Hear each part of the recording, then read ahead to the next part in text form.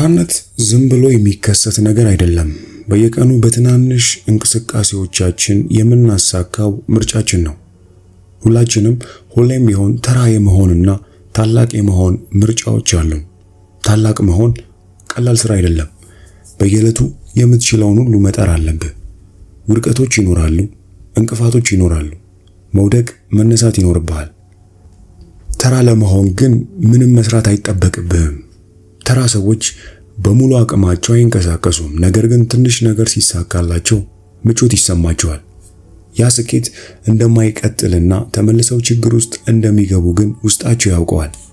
99% የሚሆኑ ሰዎች ከሚፈልጉት ዝቅ ያለውን ኑሮ ተቀብለው ነው የሚኖሩት ወይም የሚቀጥሉት። የሚጠሉትን ስራ እየሰሩ እንዴት ውጤታማ አልሆንኩም ብለው ዘውትር ያጉረመርማሉ።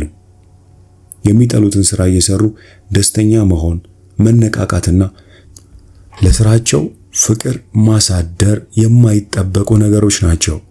የምትጠላውን ነገር እየሰራህ እንዴት ደስተኛ ሆነ ልትነቃቃ ትችላለህ? ሰላም፣ እንዴት ሰነበታችሁ? ከዚህ መጽሐፍ ተራ አትሁን፣ እንዴትስ ከተራ ህይወት ወጥተን ወደ አስደናቂና ስኬታማ ህይወት የምንመራባቸውን አንዳንድ ጥልቅና ሰፊ ሐሳቦችን ከዚህ መጽሐፍ በስፋት የምንዳስስ ይሆናል። ስራችሁ ሰፊውን የህይወታችሁን ክፍል ይሸፍናል። እናም እውነተኛ ደስታ የምታገኙት ምርጥ የሆነ ስራ እየሰራችሁ እንደሆነ ሲሰማችሁ ነው። የተሻለ ስራ ለመስራት ብቸኛው መንገድ ደግሞ የምትሰሩትን ስራ መውደድ ነው። ያንን የምትወዱትን ስራ እስካሁን ካላገኛችሁት መፈለጋችሁን ቀጥሉ፣ እንዳታቆሙ። ስታገኙት ልባችሁ ውስጥ በሚኖረው ስሜት ታውቁታላችሁ። ማንም ተራ መሆን የሚፈልግ የለም። ካላመንክበት ሌላ ሰውን ጠይቅ። ተራ ሰው መሆን ትፈልጋለህ ወይ ብለህ በርካታ ሰዎችን ጠይቅ። ሁሌም የምታገኘው ምላሽ በፍጹም ተራ መሆን አልፈልግም የሚል ነው። የሚኖሩት ህይወት ግን ተመሳሳይና ተራ የሚባል ነው። እንዴት ከዚህ ከተለመደና አሰልቺ የህይወት አዙሪት ወጥተን ወደ ህልምና ወደ ራዕያችን መጓዝ እንችላለን? እነዚህና መሰል ጥያቄዎችን ከዚህ መጽሐፍ አንድ በአንድ እያየን የምንመልስ ይሆናል። እንደተለመደው ይህን ቪዲዮ ላይክ በማድረግ እንጀምር። ሰዎች ተራ የሚሆኑበት አንደኛው ምክንያት በዙሪያቸው የሚገኙት በርካታ ሰዎች ተራ ስለሆኑ ነው። በዚያ መሃል ትንሽ እንኳን ከፍ ያለ ህልም ብታልም በዚያ ያሉ ሰዎች ወይም በዙሪያ ያሉ ሰዎች ስለ ህልም አይረቤነት አሳማኝ ምክንያቶችን ያዥጎደጉዱልሃል። እንዲሳካል አይፈልጉም። ሊፈልጉ ይችሉ ይሆናል ብንል እንኳን አንተ ተሳክቶልህ እነሱ ግን ማንነታቸውን እንዳባከኑት ውስጣቸው ሲሰማቸው ይታወቃል። ከታወቁ በተራቸው አንተን ያውቁሃል። ልጆች እያለን ሁላችንም ትላልቅና አጓጊ ህልሞች ነበሩ። ከዛ የሆነ እርከን ላይ ሁሉም ሰው ተራነትን ሲቀበል ይታያል። ሰዎች በኃይልና በፍላጎት በመንቀሳቀስ ፋንታ በዘፈቀደ መኖር ይጀምራሉ። በህይወት ጎዳና መራመዳቸውን ትተው የግዳቸውን እየተጎተቱ ይቀጥላሉ። ስለዚህ በቅድሚያ አንተ በትልቁ ማሰብ መጀመር ይኖርብሃል። ብትወድቅ እንኳን ምንም ሳይጀምሩ ከመቅረትና በኋላ ከመሰሰት የተሻለ ደረጃ ነው። ራስን የ80 ዓመት አዛውንት ሆነ ዓለምን ለመዞር እንደተመኘ ህልምህን ለማሳካት እንዳለምክ ግን ሌሎች ሰዎች ሂድ ባሉ መንገድ ኑሮህን ማሳለፍህን አስበው። አሁን ጊዜ አለ፣ ቢያንስ ለዛሬ ጊዜ አለ። አንድ ቀን ግን ምንም ነገር ለመስራት የሚሆን ጊዜ አይኖርህም። ሞት በበራፍ እየደነሰ ታገኘዋለህ። ህይወትህን ምንጊዜ መስራት የምትፈልገውን በመስራት አሳልፈው። ያ ሲሆን ምንም የሚያነቃቃ ነገር አያስፈልግህም። ስንፍናህን ንቀህ በውስጥ ደግሞ ረሃብ ያለ መሆንህ ይሰማሃል። ስራህን ካልወደድከው ቀይረው። ጓደኞችህን ካልወደድካቸው ቀይራቸው። አስተሳሰብህን ካልወደድከው ቀይረው። ህይወትህን ካልወደድከው ቀይረው። አስታውስ፣ የታላቅነት ህይወት ከተራነት ህይወት የበለጠ ልፋት ይጠይቃል። በፍጹም ቀላል አይሆንልህም። ነገር ግን የሚገባህን ድል ትቀናጃለህ። እስኪ ብዙ ነገር በአንድ ጊዜ ለማከናወን መፈለግ ብዙዎቻችንን ግራ የሚያጋባና ተራ ሆነን እንድንቀር የሚያደርግ ነው። ኮንፊሽየስ ስለዚህ ሐሳብ ሁለት ጥንቸሎችን ያባረረ አንዷንም አይዝም ሲል ተናግሯል። በአንድ ጊዜ በርካታ ስራዎችን ማከናወን ላዩን ሲታይ ጥሩ የሚመስል ግን ውጤታማ ያልሆነ ነገር ነው። በርከት ያሉ ጠቃሚ ነገሮች ላይ በአንድ ጊዜ ትኩረት ልናደርግ አንችልም። ሁለት ጠቃሚ ስራዎችን በአንድ ጊዜ የምታከናውን ከሆነ ትኩረት ይበታተንና ውጤታማነት ይቀንሳል። በሁለት ስራዎች መካከል ወዲያና ወዲህ የምትል ከሆነም ከተወሰነ ጊዜ በኋላ ትዳከማለህ። አባባሉ እንደሚለው ጉዱ ያለው ዝርዝሩ ላይ ነው። አሁን እየሰራህ ያለው ነገር ምንም ቢሆን ሙሉ ትኩረትህን ልትሰጠው ይገባል። ከአንዱ ስራ ወደ ሌላ ስራ መቀየር ትኩረትህን ያሳጣህና በረጅም ጊዜ ትልቅ ጉዳት የሚያደርሱ ጥቃቅን ስህተቶች የመፈጸም ዕድልህም ከፍ ያለ ነው። በፍጥነት ከአንዱ ስራ ወደ ሌላው በቀያየርክ መጠን የመድከም መጠንህም በዚያው ልክ ያድጋል። ስትደክም ደግሞ ዝርዝር ጉዳዮች ላይ ትኩረት የመስጠት ዕድልህ አናሳ ይሆናል። ከስራ ወደ ስራ ስንዘል የጭንቀት መጠናችንም አብሮ ያድጋል። ይበልጥ ውጤታማ የሚያደርጉ 3 ነገሮች እነዚህ ናቸው። አንደኛ፣ ከስራ ወደ ስራ መዝለል አቁም። ትኩረትህን በሙሉ አሁን በያዝከው ስራ ላይ አድርግ። ሁለተኛ፣ ከምትሰራው ስራ ሊያናጥቡ የሚችሉ ነገሮች በሙሉ አስወግድ። ሙሉ ትኩረትህን እጅ ላይ ባለው ስራ ላይ አድርግ። ሶስተኛና የመጨረሻው፣ ስልክ ላይ የሚመጡትን አላስፈላጊ ማስታወቂያዎች ወይም ኖቲፊኬሽን በሙሉ አጥፋ። ቢቻል ስልክህን ኤርፕሌን ሞድ ወይም ዳይቨርት አድርገው። እስኪ በመቀጠል ከተራ ህይወት ወጥተን ትኩረት ማድረግ ምን ያህል ውጤታማ እንደሆነ አንድ በአንድ ለማየት እንሞክር። ውጤታማነትን ለማሻሻል ልታደርግ የምትችለው ምርጡ ትግበራ በአንድ ጊዜ አንድ ስራ ላይ ብቻ ማተኮር ነው። አስፈላጊ ነገሮች ዝቅ ባለ ትኩረት ሊሰሉ አይችሉም እንበልና 3 ነገሮችን ማከናወን ትፈልጋለህ። ምርጡ መንገድ 3ቱንም ቅደም ተከተል ሰጥቶ አንዱ ላይ አትኩሮ ከጨረሱ በኋላ ወደ ቀጣዩ ያልክ ማጠናቀቅ ነው። ነገር ግን በየ5 ደቂቃው ከአንዱ ወደ ሌላው እየቀያየርክ ልትሰራ መሞከር ትችላለህ። እናም ውጤታማ የመሆን ሊመስል ይችላል። እውነታው ግን አይደለም። በምንም ሁኔታ ውስጥ ትኩረትህን አታሰርቅ። ካስፈለገ እረፍት አድርግ። ረዘም ላለ ጊዜ ስራ ላይ ስትቆይ የአእምሮ ኃይል ዝቅ ይላል። ልታደርግ የሚገባ አስፈላጊ ነገር እረፍት መውሰድ ነው። ምናልባትም የእንቅልፍ እረፍት። የእንቅልፍ እረፍትህን አጭር አድርገው። ከ9 ሰዓት በኋላ ግን የእንቅልፍ እረፍት ለመውሰድ መሞከር የማታው እንቅልፍ ላይ ቀጥተኛ ተጽዕኖ ማድረግ ይኖርበታል። ስለዚህ ልብ ማለት ይኖርብሃል። ማንም እንዳያቋርጥህ አስጠንቅቅ። የተሻለ ስራ ለመስራት የምንችለው በሌሎች ሳንቋረጥ ስንቀር ነው። አእምሯችን የተሻለ ስራ የሚፈጥርበት ሁኔታ ውስጥ ለመግባት የተወሰነ ጊዜ ይፈጅበታል። አንተ ደግሞ በተደጋጋሚ ሌሎች እንዲያቋርጡ የምትፈቅድ ከሆነ ስራን በአግባቡ ማካሄድ እንዲሁም ውጤታማ መሆን ያስቸግርሃል። እጅግ በጣም አስፈላጊው ነገር በርካታ ነገሮችን በአንድ ጊዜ ለመስራት የምታስብ ከሆነ ከሁሉም የበለጠ አስፈላጊ የትኛው እንደሆነ መለየት ይኖርብሃል።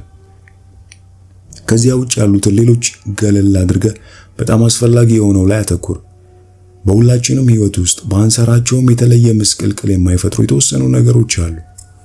ሰዎች የሚያጋጥማቸው ትልቁ እንቅፋት አስፈላጊውን ነገር በመስራት ፋንታ የማያስፈልጉ ነገሮች ላይ ጊዜ ማጥፋታቸው ነው።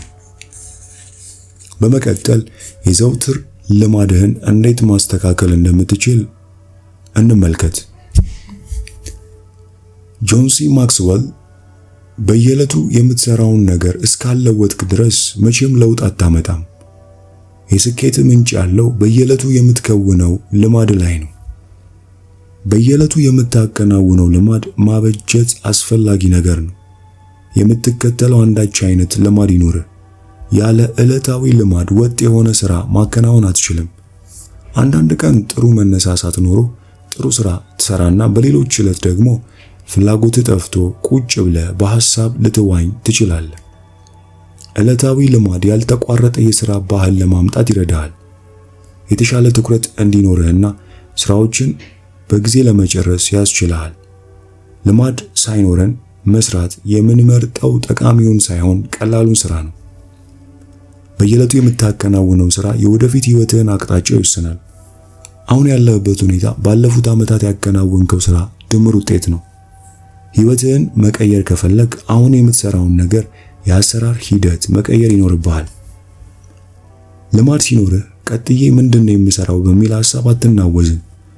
ልማድህን በመጠቀም ህይወት ትክክለኛውን መንገድ እንዲከተል ለማድረግ ትችላለህ።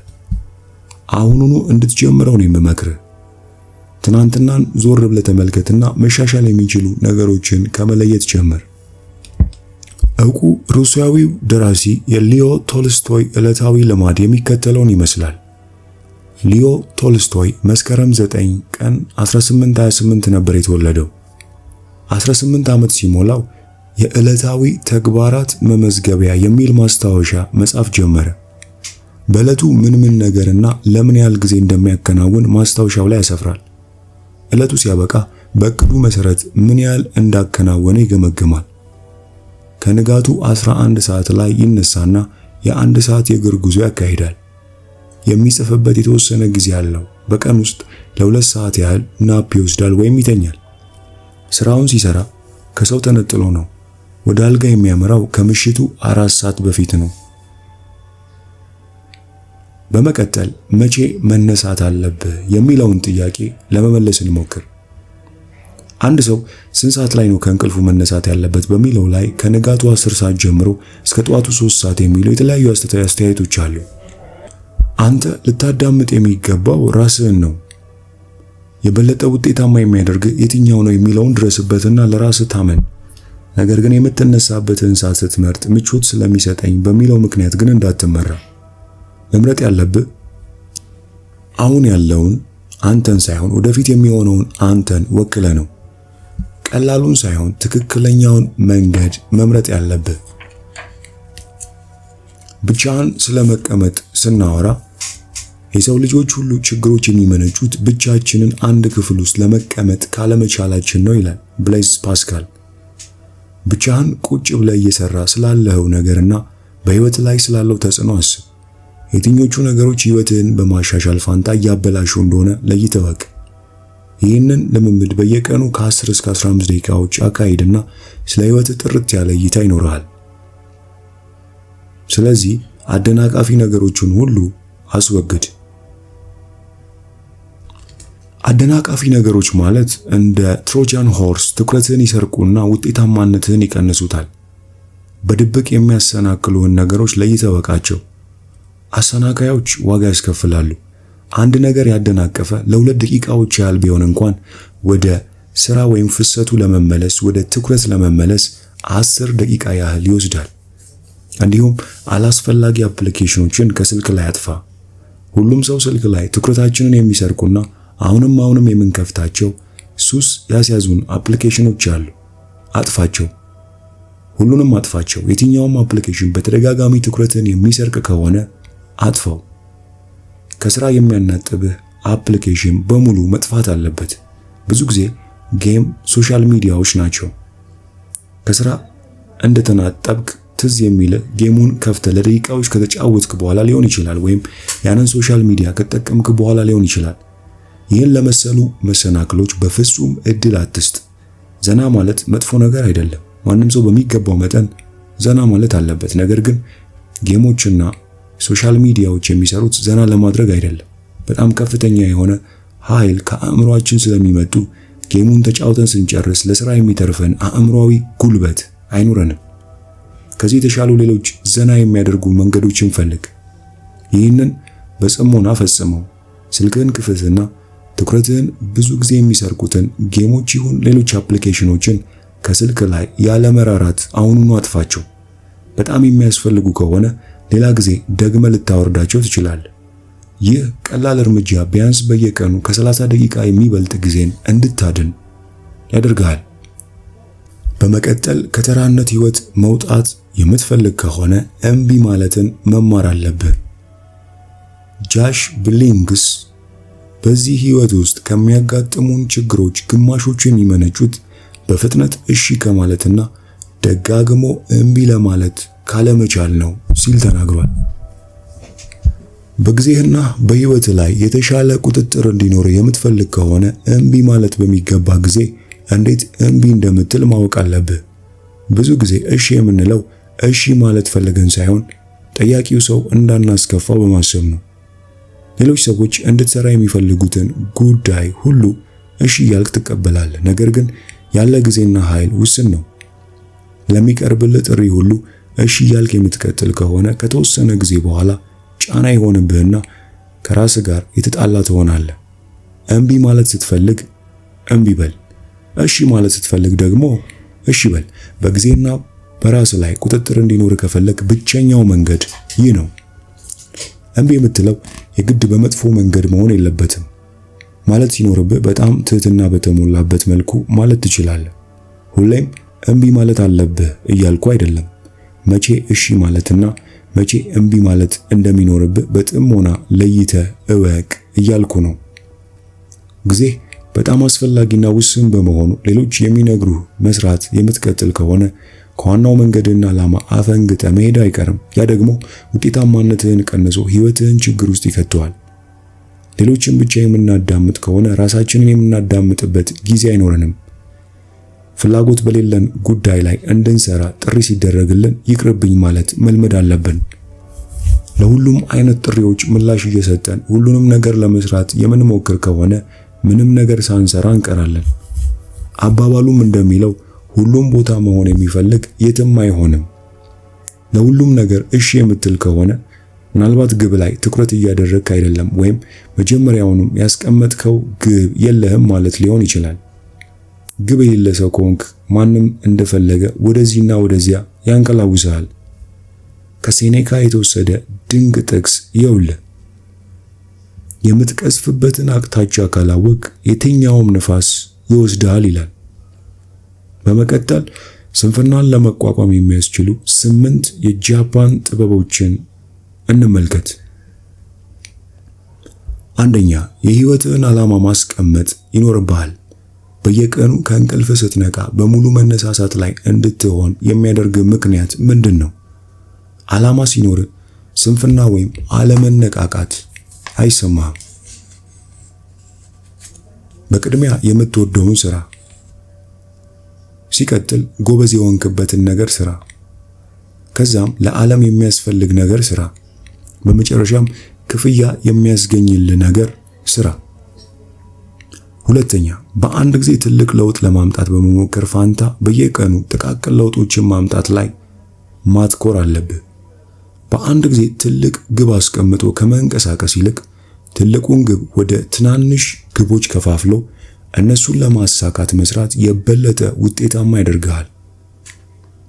ሶስተኛው ከቡዲዝም ወይም ከዜን ቡዲዝም የተወሰደ ጽንሰ ሐሳብ ሲሆን ማንኛውንም ነገር እንደ ጀማሪ ሆኖ መቅረብን የሚያመላክት ነው። አእምሮህ ባዶ ከሆነ ለሁሉም ነገር ክፍት ይሆናል። በጀማሪ አእምሮ ውስጥ በርካታ አማራጮች አሉ። በልሂቅ አእምሮ ውስጥ ወይም አውቃለሁ በሚል አእምሮ ውስጥ ግን አማራጮቹ ጥቂት ናቸው ይለናል የዘ ማይንድ ደራሲ። አራተኛው 80% ያህል ጠግበ መመገብ አቁም የሚል ሕግ ነው። ከዚህ በላይ ከተመገብክ ሰነፍ የመሆን ዕድል ከፍ ያለ ነው። ይህ ብዙ ሰዎች ላይ የሚከሰት ነገር ነው። ምሳቸውን ከተመገቡ በኋላ ሰውነታቸው ይዝላል። ምክንያቱም ሰውነታቸው የተመገቡትን በማድረግ ስለሚደክም ነው። እናም ከጥጋቡ ቀጥሎ የእንቅልፍ ስሜት ስለሚመጣ ስራ በመስራት ፋንታ በቁም መነውለል ይመርጣሉ። ስለዚህ 80% ጠግባ አትብላ። አምስተኛው በጃፓን ቋንቋ ሽሪን ማለት ጫካ ማለት ነው። ዮኩ ደግሞ መታጠብ ነው። ሽሪን ዮኩ አንድ ሰው የተወሰነ ጊዜውን ከተፈጥሮ ጋር ማሳለፍ እንዳለበት የሚያመላክት ነው። ከውጥረት ለመገላገል በጣም የተሻለው መንገድ ከተፈጥሮ ጋር ጊዜ ማሳለፍ ነው። ውጥረት ሲሰማ ወይም ግራ ስትጋባ የእግር ጉዞ አካሂድ። ስድስተኛ ዋቢ ሳቢ። ይህ ደግሞ ፍጽምናን በመፈለግ ፋንታ ሙሉ ባልሆነው ነገር ውስጥ ውብ ነገር ፈልጎ ማግኘትን የሚጠቁም ነው። ነገሮች ሁሌም ፍጹም ሊሆኑላ አይችሉም። አንዳንድ ነገሮች እንዲያውም ጨርሶ ፍጹም መሆን የሚችሉ አይደሉም። ሙሉ ባለመሆን ውስጥም ውበት አለ። ነገሮች ባሉበትን መውደድን ተላመድ። ልትቀይራቸው አትታገል። በትግሉ ውስጥ ውበታቸውን ታጠፈዋለህ። ሰባተኛው ነጥብ ጋንባሩ መሰራት ያለበት ነገር ሁሉ ተገቢውን ጊዜ መውሰዱ አይቀርም የሚል ሐሳብ ነው። ትዕግስተኛ መሆንና የሚቻለውን ሁሉ እያደረጉ መጠባበቅ ነው ትክክለኛው መፍትሄ። ስለዚህ አንተም በዚህ መንገድ ተንቀሳቀስ። ስምንተኛውና የመጨረሻው ጋማም ማለት ነገሮች አስቸጋሪ በሆኑ ጊዜ ጠንካራና ትዕግስተኛ መሆን እንደሚያስፈልግ የሚገልጽ ነው። በመንገድ ላይ ስትሄድ ሁሉም ነገር አልጋ ባልጋ አይሆንም።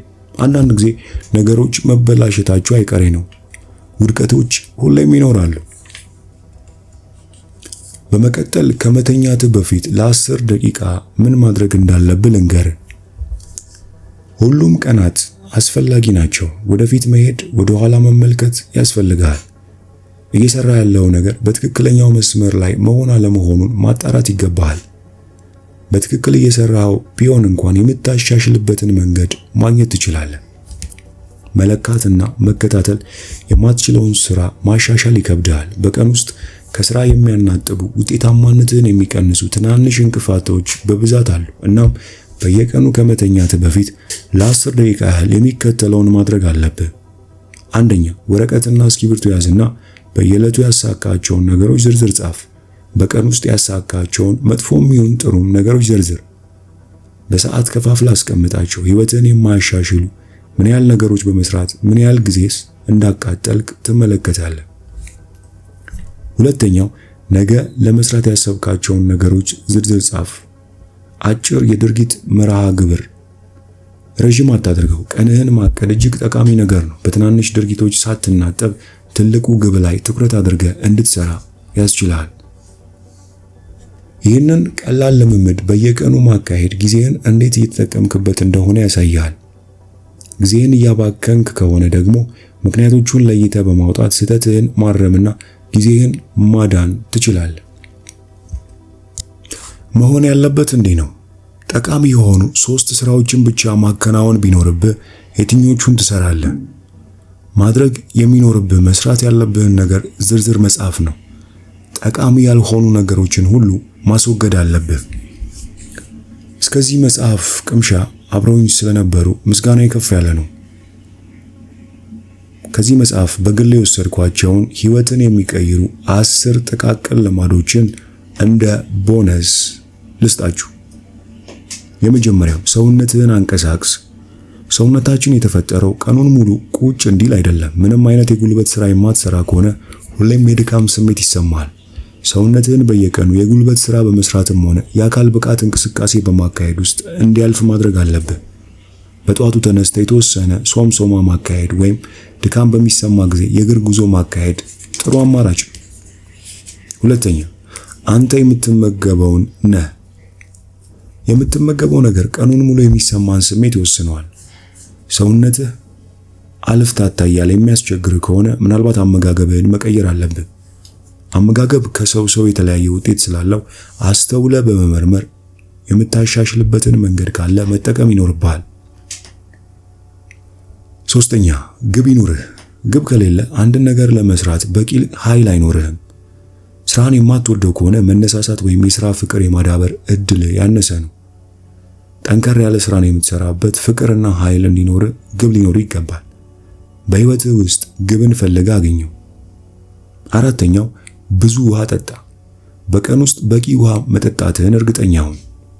አምስተኛ፣ በምትወዳቸው ሰዎች ተከበብ። በምትወዳቸውና በምትጠነቀቅላቸው ሰዎች አካባቢ ሁን። አጠገባቸው ስትሆን ሰላምና መታደል በሚሰማ ሰዎች አጠገብ ኑር። ከአሉታዊ ሰዎች ፈቀቅ በል ወይም ጥፋ። በህይወት ውስጥ ከሚረብሹና በሐሳብ ከሚመርዙ ሰዎች ፈጽመህ ራቅ። ስድስተኛ፣ ተጋፈጥ። መጋፈጥ ካልቻልክ ነገሮችን ለመስራት መነሳሳቱን አታገኘውም። አእምሮአችን ንቁ ሆኖ ለመቀጠል ሁሌም አዳዲስ ፈተናዎች ያስፈልጉታል። ተመሳሳይ ወይም አንድ አይነት ነገር ደጋግሞ የምትሰራ ከሆነ መነሳሳትህ ቀስ በቀስ እየሞተ ይሄዳል። ሰባተኛ፣ ከሚገባ በላይ አትሸከም። ማከናወን ከምትችለው የተጋነነ ውጤት ከራስህ መጠበቅህን አቁም። ከፍ ያለ ውጤት እንድታስመዘግብ ራስህን መግፋት አለብህ። ነገር ግን ከገደቡ ካለፈ አሉታዊ ተጽዕኖዎች ይኖሩታል። በቀን ውስጥ በርካታ ነገሮችን ለማከናወን መጨናነቅህን ቀንስና ጥቂት የተመረጡ ነገሮችን ከውን። በቀን ውስጥ 20 ነገሮችን መፈጸም አትችልም። በመቀጠል ስምንተኛው፣ በአንዴ ብዙ ነገር ለመስራት አትሞክር። በአንድ ጊዜ ብዙ ነገር ማከናወን ይቻላል የሚለው ነገር ውሸት ነው። በቶሎ እንድትዳከም ከማድረጉም በላይ አንድ ነገር ላይ እንዳታተኩር ያደርጋል። ከስራ ወደ ስራ መዝለል ውጤታማነትን በመጨመር ፋንታ ያዳክመዋል። በአንዴ ብዙ ነገር ለመስራት ፈጽሞ አትሞክር። 9ኛ ትኩረት ሰራቂዎችን አስወግድ። ማድረግ የምትችለው ምርጡ ነገር በዙሪያ የሚገኙና ትኩረትን የሚሰርቁ ወይም ከዋናው ስራ የሚያደናቅፉ ጥቃቅን ነገሮች ማስወገድ ነው። የአእምሮህን ኃይል የሚሰርቅና የሚያዳክም ነገር ሁሉ መወገድ አለበት። በመጨረሻም የጥድፊያ ስሜት ማዳበር። የጥድፊያ ወይም የአስቸኳይነት ስሜት ማዳበር ካልቻልክ በህይወት ውስጥ ምንም ነገር ማከናወን አትችልም። ውጤት ስትጠብቅ ትዕግስተኛ፣ ስራ ስታከናውን ደግሞ ትዕግስት አልባ ወይም ችኩል መሆን አለብህ። መስራት ያለብህን ነገር ሁሉ በሚቻለው ፍጥነት ማከናወን አለብህ። የዛሬ የመጽሐፍ ቅምሻችን ይመስል ነበር። ተራ አትሁን ከሚለው ሐሳብ በመነሳት እንዴት ከተራና ከተለመደ የህይወት አዙሪት ወጥተን ወደ ህልምና ግባችን መሄድ የምንችልባቸውን አንዳንድ ወሳኝና ቁልፍ ነጥቦችን ለማየት ሞክረናል። የትኛው ሐሳብ ተመቻችሁ? እንደተለመደው ኮሜንት ላይ ጻፉልኝ። ይህ እጅግ ጠቃሚ የሆነ ቪዲዮ ለብዙዎች ተደራሽ መሆን እንዲችል ቪዲዮውን ላይክ፣ ለሌሎች ደግሞ ይህን ጠቃሚ ዕውቀት ሼር በማድረግ እናጋራ። ይህን አስደናቂ ዕውቀት ቤተሰብ ሰብስክራይብ በማድረግ እንድትቀላቀሉ ጋብዛችኋለሁ። በሚቀጥለው ጊዜ በሚቀጥለው ህይወት ለዋጭና አስደናቂ መጽሐፍ እስክንገናኝ ድረስ ቸርን ሰንብት። በነገራችን ላይ ይህንን መጽሐፍ ሙሉን በአማርኛ የምትፈልጉ ብቻ እንደተለመደው ከታች ባለው የቴሌግራም ሊንክ አድራሻ ልጽፉልን ትችላላችሁ።